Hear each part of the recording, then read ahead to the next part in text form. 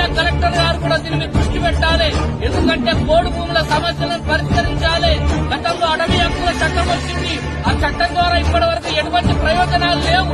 ఇక్కడ జీవిస్తూ అడవి ఏజెన్సీ ప్రాంతాలలో జీవిస్తున్నటువంటి ఎస్సీ ఎస్టీ బీసీలు అట్టడు కులాలు ఉన్నటువంటి మాదిగలకు అనేక రకాలుగా నష్టం జరుగుతా ఉన్నారు. మరి అధికారులు ఈ చట్టాలను పెట్టుకొని ఇక్కడే జీవనాధారం పొందుతున్న రైతులకు ఏం న్యాయం చేస్తున్నట్టు, మరి అధికారులు ఇన్ని సంవత్సరాల తరబడి ఏం చేసినట్టు ఈ పాలనలో కనుక దయచేసి హెచ్చరిస్తా ఉన్నాం.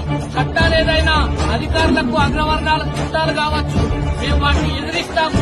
భారత రాజ్యాంగ సాక్షిగా ఈ రోజు దున్నుకున్న వాడికి వాళ్ళ భూమి ఇవ్వాలి. ఈ యొక్క మా భూమి కోసం చివరి వరకు పోరాటం.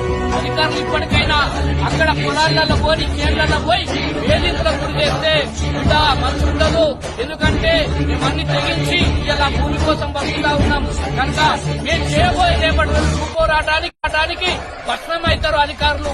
కనుక దయచేసి మా బతుకుల మీద కొట్టడానికి, మా పొట్ట మీద కొట్టడానికి, మా జీవితాలను నాగ చేయడానికి చూస్తే ఊరుకోబోమని హెచ్చరిస్తూ అధికారులందరూ కూడా పునరాలోచించాలి.